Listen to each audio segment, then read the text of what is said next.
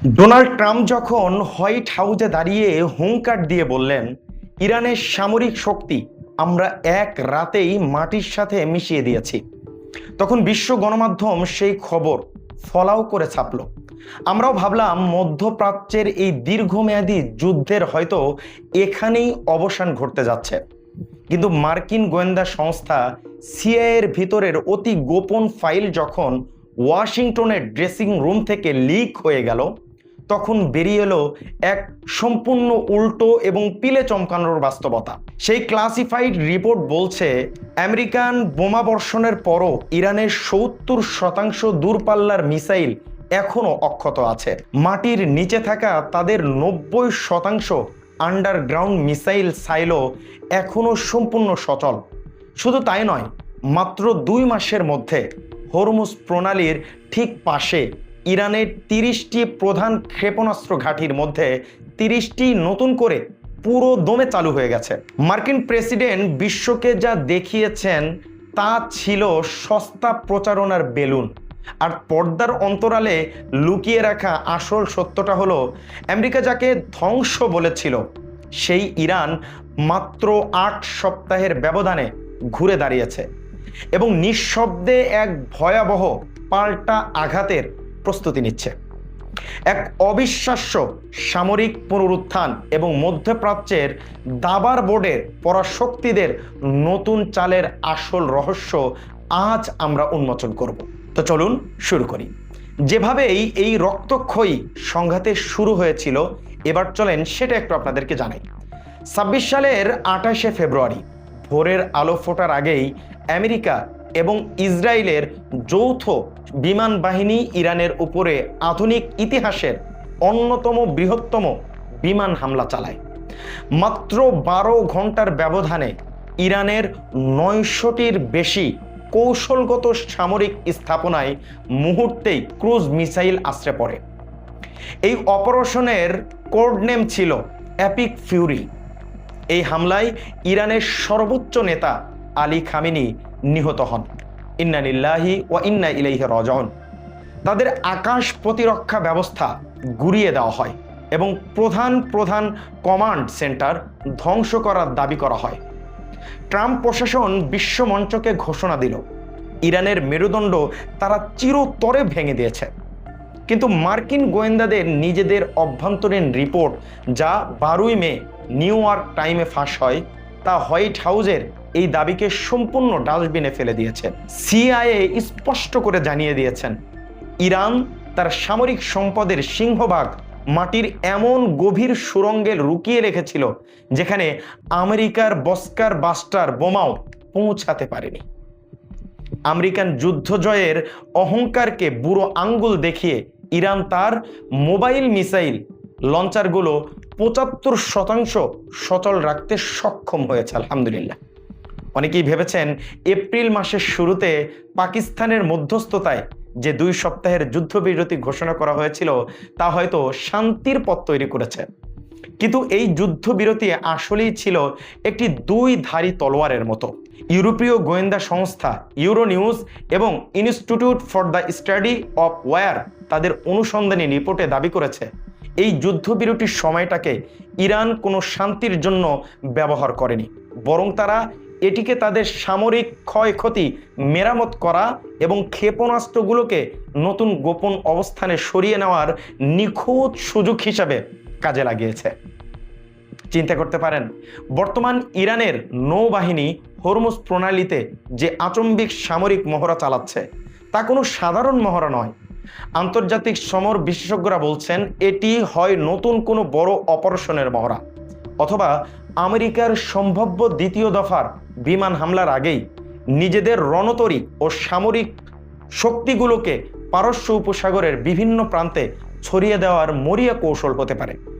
আর সবচেয়ে চাঞ্চল্যকর তথ্য হলো ইরান তার সবচেয়ে সংবেদনশীল সামরিক কমান্ডো সেন্টারগুলো এখন ড্রোন ল্যাবগুলো এমন কিছু প্রতিবেশী দেশে সরিয়ে নিচ্ছে যেখানে হামলা করার সাহস ডোনাল্ড ট্রাম্পের প্রশাসন কখনোই দেখাবে না।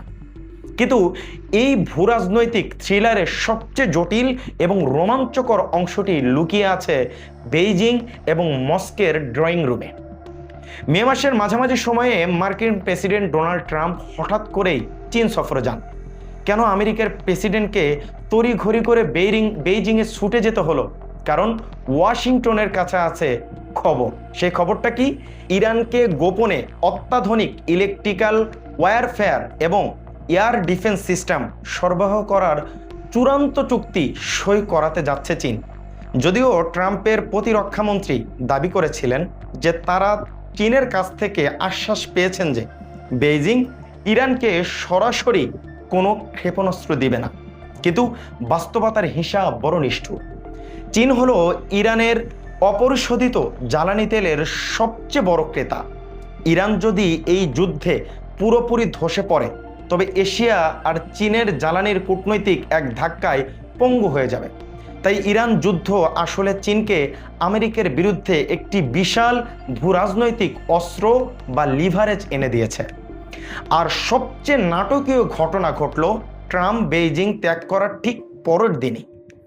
ট্রাম্পের বিমান ওয়াশিংটনে নামার আগেই বেইজিংয়ে পা রাখলেন। রাশিয়ার প্রেসিডেন্ট ভ্লাদিমির পুতিন এই দুই সফরের টাইমিং বিশ্বের কাছে একটি অভ্রান্ত পরিষ্কার বার্তা দিল। চীন এদিকে আমেরিকার সাথে বড় বাণিজ্যিক চুক্তি করে নিজেদের অর্থনীতিকে সুরক্ষিত রাখছে, অন্যদিকে রাশিয়াকে পাশে বসিয়ে ইরানকে এক অদৃশ্য কূটনৈতিক ও সামরিক সুরক্ষা বলয় দিয়ে যাচ্ছে। এই পররাষ্ট্র শক্তিদের তৈরি করা জটিল ত্রিভুজের মাঝখানে পড়ে আমেরিকা এখন এককভাবে ইরানের ওপর পূর্ণ সামরিক চাপ প্রয়োগ করতে পারছে না। এদিকে আন্তর্জাতিক গণমাধ্যমগুলো সতর্কবার্তা দিচ্ছে যে যুদ্ধবিরতির আড়ালে হোয়াইট হাউস এবং তেল আবিব যৌথভাবে ইরানের দ্বিতীয় দফায় এক ভয়াবহ হামলার নীল নকশা চূড়ান্ত করে ফেলেছে। নিউ ইয়র্ক টাইমসে দেওয়া সর্বশেষ গোয়েন্দা তথ্য অনুযায়ী আগামী কয়েক দিনের মধ্যেই এই হামলা শুরু হতে পারে। ডোনাল্ড ট্রাম্পের এই নতুন যুদ্ধ পরিকল্পনার প্রধান তিনটি বিপজ্জনক চাল রয়েছে। প্রথমত, ইরানের মাটির নিচে থাকা পারমাণবিক স্থাপনাগুলো থেকে ইউরেনিয়াম এবং পরমাণু উপকরণ উদ্ধার ও ধ্বংস করতে মার্কিন বিশেষ কমান্ডো বাহিনীকে সরাসরি ইরানের ভূখণ্ডে ড্রপ করা হবে, যা হবে ইতিহাসের সবচেয়ে বড় ঝুঁকিপূর্ণ এবং আত্মঘাতী অপারেশন। দ্বিতীয়, ইরানের খরাস দ্বীপে ব্যাপক বোমা বর্ষণ করা, কারণ ইরানের 90% তেল রপ্তানি করা হয় এই একমাত্র দ্বীপের উপর ভর করে। এই দ্বীপে হামলা চালিয়ে ইরানের অর্থনৈতিক লাইফ টাইম চিরতরে কেটে দিতে চায় ওয়াশিংটন। আর তৃতীয় চালটি হলো 16 মে ট্রাম্প প্রশাসন যুক্তরাষ্ট্র আরব আমিরাতকে পর্দার আড়ালের অনুরোধ করেছে। মার্কিন বিমান হামলার সুযোগ নিয়ে তারা যেন স্থলবাহিনী পাঠিয়ে ইরানের খারাপ দ্বীপগুলোকে সামরিকভাবে দখল করে নেয়। অর্থাৎ মধ্যপ্রাচ্য এক দীর্ঘস্থায়ী প্রক্সি যুদ্ধের বীজ বপন করা হচ্ছে। এখন প্রশ্ন হলো, আমেরিকা যদি এই নতুন হামলা চালায় তবে ইরানকে শুধু মার খেয়ে বসে থাকবে? সিআইএর ফাইল বলছে ইরানের পাল্টা আঘাতের কৌশল এবার হবে অনেক বেশি নিখুঁত এবং বিধ্বংসী। ইরান 1 নম্বর চাল হবে হরমুজ প্রণালী সম্পূর্ণ বন্ধ করে দাও। এই হরমুজ প্রণালী বন্ধ হলে বিশ্বের অর্থনৈতিক সবচেয়ে সংবেদনশীল ধ্বংসরূপে পরিণত হবে। প্রতিদিন বিশ্ব বাজারে মোট সামুদ্রিক তেল বাণিজ্যের প্রায় 20% অর্থাৎ 2 কোটি ব্যারেল তেল এই সংকীর্ণ জলপথ দিয়ে প্রবাহিত হয়।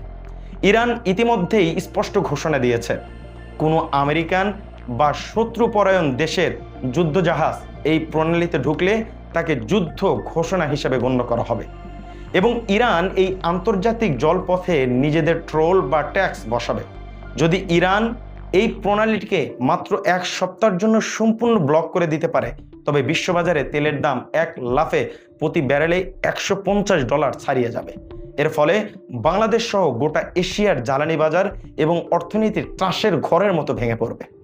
সাধারণ মানুষের নিত্য প্রয়োজনীয় জিনিসের দাম আকাশচুম্বী হয়ে যাবে এবং পকেটে টান পড়বে সরাসরি আপনার এবং আমার। ইরানের দ্বিতীয় পাল্টা চাল হবে তাদের ভয়াবহ ক্ষেপণাস্ত্রের বৃষ্টি।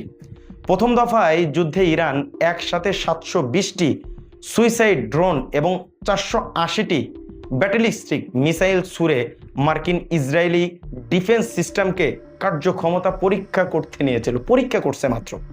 এবার তাদের 30টি সক্রিয় মিসাইল ঘাঁটি থেকে আরও নিখুঁত ও আধুনিক ক্রুজ মিসাইল ধেয়ে আসবে। শুধু তাই নয়, ইরান তাদের তৃতীয় কৌশলে মধ্যপ্রাচ্যে থাকা আমেরিকার প্রতিটি সামরিক ঘাঁটিতে টার্গেট করবে। জর্ডান, কুয়েত, বাহরাইন, কাতার এবং সৌদি আরবে থাকা মার্কিন এয়ারবেসগুলোতে ইরানের রকেটের রেঞ্জের মধ্যে রয়েছে। আর সবচেয়ে মারাত্মক কাজটি হবে ইরানের সাইবার হামলা। যুদ্ধবিরতির সময় ইরান রাষ্ট্রীয় হ্যাকাররা মার্কিন যুক্তরাষ্ট্রের স্বাস্থ্যসেবা, বিদ্যুৎ, গ্রেড, ব্যাংকিং সেক্টরে সাইবার হামলা সামরিক স্থিতিতে রাখলেও নতুন যুদ্ধ শুরু হওয়া মাত্রই তারা আমেরিকার জাতীয় অবকাঠামোকে ডিজিটালভাবে পঙ্গু করে দেওয়ার হুমকি দিয়েছে। তবে এই পুরো সমীকরণে সবচেয়ে চমকপ্রদ তথ্যটি হলো খোদ আমেরিকার নিজের অস্ত্র গাড়ি এখন প্রায় শূন্যর কোঠায়। মার্কিন যুক্তরাষ্ট্রের নিজস্ব সামরিক রিপোর্টের তথ্য অনুযায়ী ইউক্রেন, ইসরায়েল এবং ইরানের সাথে গত কয়েক মাসের টানা সংঘাতের কারণে আমেরিকার বিখ্যাত টমাহক ক্রুজ মিসাইল এখন প্রক্সির এয়ার ডিফেন্সে ইন্টারন্যাশনালে মজুদ অস্ত্রাগারের অভাবে শেষ হয়ে এসেছে। আর সবচেয়ে বড় আইরনি হলো, আমেরিকা যদি এই মিসাইলগুলোকে নতুন করে তৈরি করতে চায় তবে তাদের প্রয়োজন হবে এমন কিছু বেয়ার আর্থ মিনারেল, যা বিরল খনিজ পদার্থ, যার 95% নিয়ন্ত্রণ রয়েছে তাদের প্রধান প্রতিদ্বন্দ্বী চীনের হাতে। অর্থাৎ ইরানকে ধ্বংস করতে গিয়ে আমেরিকা নিজেই এখন চরম বাস্তবতার মুখোমুখি, যেখানে তাদের নিজেদের সামরিক অস্তিত্ব টিকিয়ে রাখতে চীনের দরবারে হাত পাততে হচ্ছে। তাহলে দিন শেষে চিত্রপটটা ঠিক কেমন দাঁড়ালো? এদিকে মার্কিন প্রেসিডেন্ট হোয়াইট হাউসে দাঁড়িয়ে দাম্ভিকতা করছেন যে ইরান এখন ম্যাসিভ লাইফ সাপোর্টে আছে এবং তাদের নতুন হামলার মুখে ইরান টিকতেই পারবে না। অন্যদিকে সিআইএর গোপন নথি বলছে ইরান নিঃশব্দে তাদের ক্ষেপণাস্ত্রাগারের ক্ষত মেরামত করে আমেরিকার নিজের তৈরি করা ফাঁদেই তাদের বন্দী করার প্রস্তুতি সম্পন্ন করেছে। দাবার বোর্ডে এই চূড়ান্ত খেলায় একদিকে রয়েছে আমেরিকার ক্ষতি, সামরিক পরাশক্তির দম্ভ, অন্যদিকে রয়েছে ইরান, চীন, রাশিয়ার ক্ষুব্ধ ও দীর্ঘমেয়াদী রাজনৈতিক চাপ। শতাব্দীর এই সবচেয়ে বিপজ্জনক সামরিক থ্রিলারে শেষ পর্যন্ত কার বাজিমাত হবে? ট্রাম্প কি পারবেন ইরানকে সম্পূর্ণ মানচিত্র থেকে মুছে দিতে, নাকি হরমুজ প্রণালীর স্রোতে ধসে পড়বে মার্কিন সাম্রাজ্যের একচ্ছ আধিপত্য? কি মনে হয় আপনার? অবশ্যই কমেন্ট করে জানাবেন। ধন্যবাদ সবাইকে। সেবা খায়ের।